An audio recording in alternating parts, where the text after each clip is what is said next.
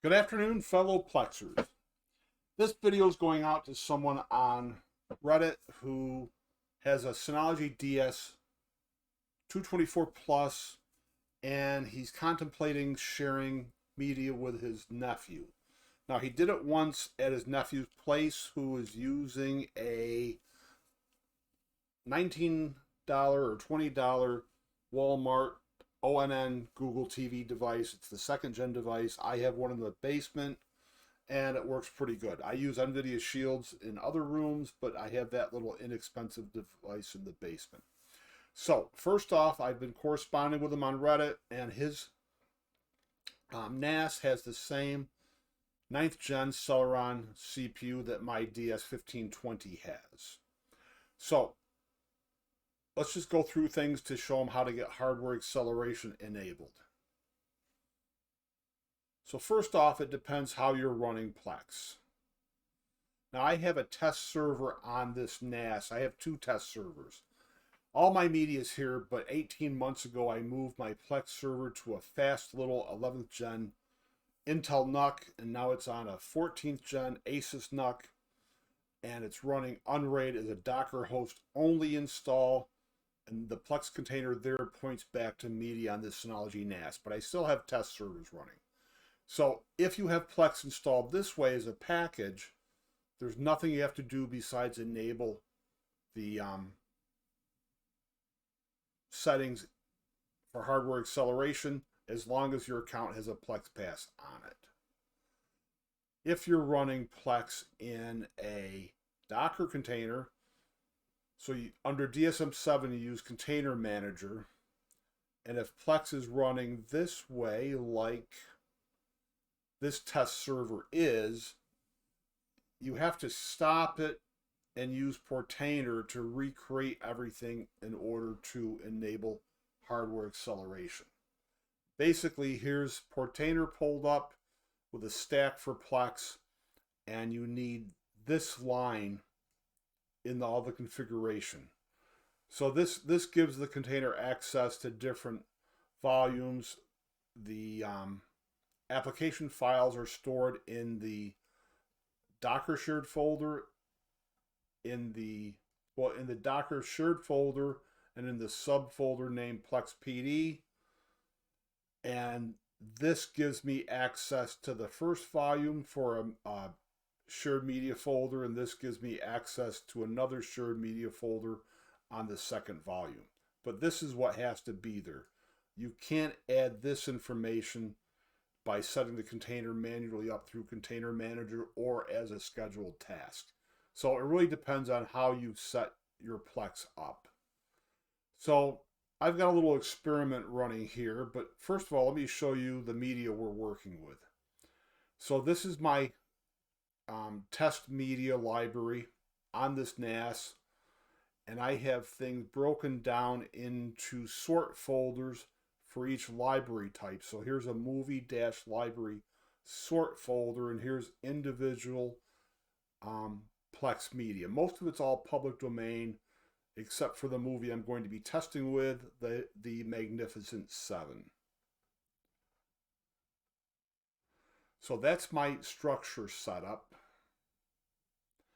So now I have this server accessed in the Plex HTPC client app with this movie pulled up, and now I'm at the dashboard screenshot or the dashboard area of the Plex server. But let's jump into the library settings, and I'll show you that everything's disabled. I'm sorry, the transcoder settings. So I don't have HDR tone mapping enabled, and I am not using hardware acceleration. So hopefully with the volume off, I won't have to worry about a YouTube strike with the beginning lead into this movie. So I run multiple test Plex servers. This is my regular server, and the media is on this NAS, but the server runs on that unraid hardware. So let's go to this dashboard of this server, and let me shrink this down. So your DS224 Plus is plenty powerful enough to direct stream. It's fine. It's a good processor for that. So let's start this up. Well, actually, let's start it up at the beginning. And I'll pause it. Remember, I've got the sound turned off on this app. So it's streaming at 104 megabits per second. It's a direct play for both the video and the audio. Well, let me put this into a forced transcode. And it's a software transcode. I'll take it down to 4 megabits per second, 720p. You see it's struggling to start up.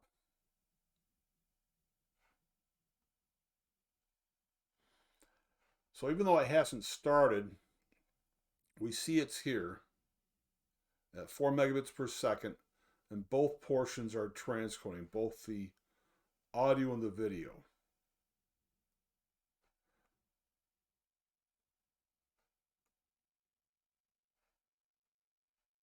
Okay, so it's playing. I must have accidentally paused it. But it is going to buffer. And without sound, that might be hard to see. So I'm waiting to see if it buffers here. But what we have to worry about is the CPU usage. Look how high it is. You would never start a second transcoded stream. So just trust me that this is going to buffer occasionally. And it's not a reflection on the older 9th gen Celeron processor.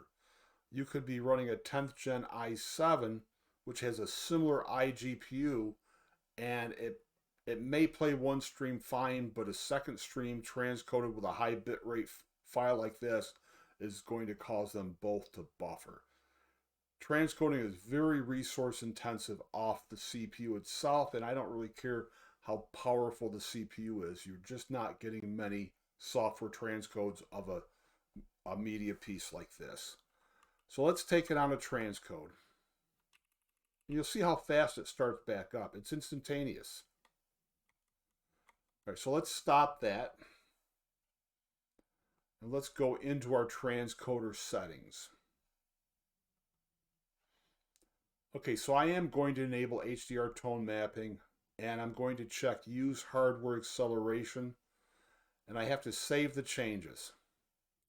Normally, this would be set to auto, but because I've saved the changes to show my actual iGPU, that's why you're seeing it.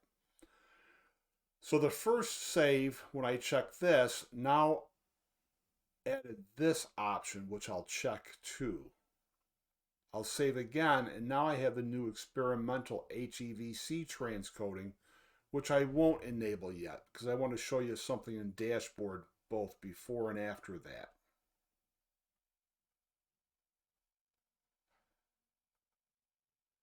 Okay, so let's start this movie up from the beginning again. And it's the same. It starts right up as a direct play without any issue. So now let's put it into the same 4 megabit per second 720p transcode. It started faster, and we see that it's at 4 megabits per second. And now this has popped up that we've got a hardware transcode signified by the little HW in parentheses. And it's not going to buffer, and the reason it's not going to buffer is our CPU usage is pretty low. It's not as low as it would be for a direct stream, but it's pretty low. So let's put this back in. Well, let's go back up for a second. And you see it's being converted from the Dolby Vision HDR10 HEVC container to a H.264 container at the lower resolution. So let's take this on a transcode again.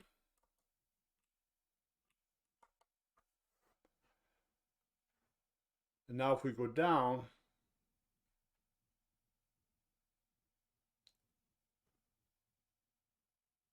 we'll see that the CPU drops right down to nothing.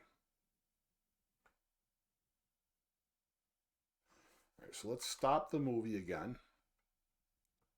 Now let's go back to our transcoder settings and will enable the new HEVC experimental transcoding. So once I click that and hit save, again, I have the second option to click and save. So now let's go back to our dashboard. And we'll start this movie again, fresh. So with the direct stream, it just starts up and does pretty well. So now let's put it into the transcode at the same level, 4 megabits per second, 720p. So it starts up pretty fast, and let's wait for that to catch up. So now you see, instead of being H.264 here, it's HEVC, which is just another name for H.265, and we've got that hardware transcode going, and we've got tone mapping going on in the background, which is why the picture looks so good. So this is really a nice benefit to have a Plex pass, especially now that the new HEVC transcoding option is enabled, and under a Linux operating system that your Synology NAS is, this is quite a capable server. And if we look down, I actually think the CPU usage is a little less with the HEVC conversion than what it was with the H.264 conversion. Not by a lot, but I've tested this NAS out in the past with this same file with local client devices, good ones in my home, and I could have 5 of these simultaneous forced transcodes to the same level going on before a 6th one would start causing multiple streams to buffer.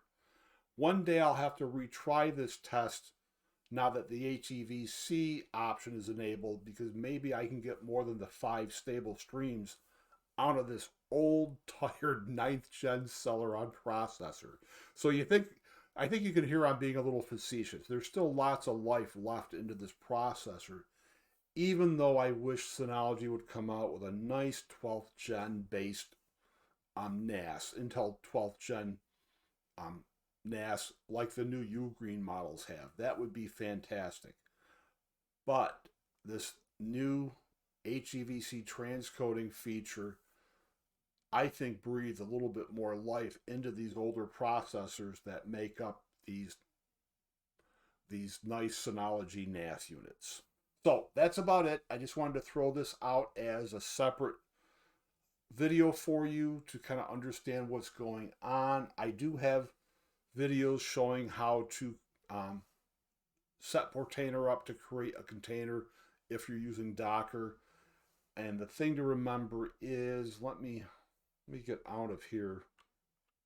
I don't know if I'm transcoded or not. Let me take it out.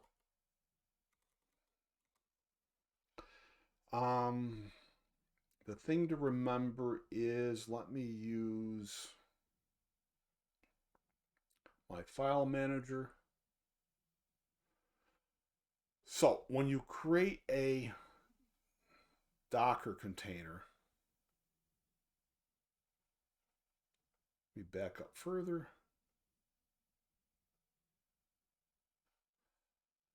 Okay, so when you create a Docker container, the configuration files for that container on a Synology NAS goes into the Docker shared folder.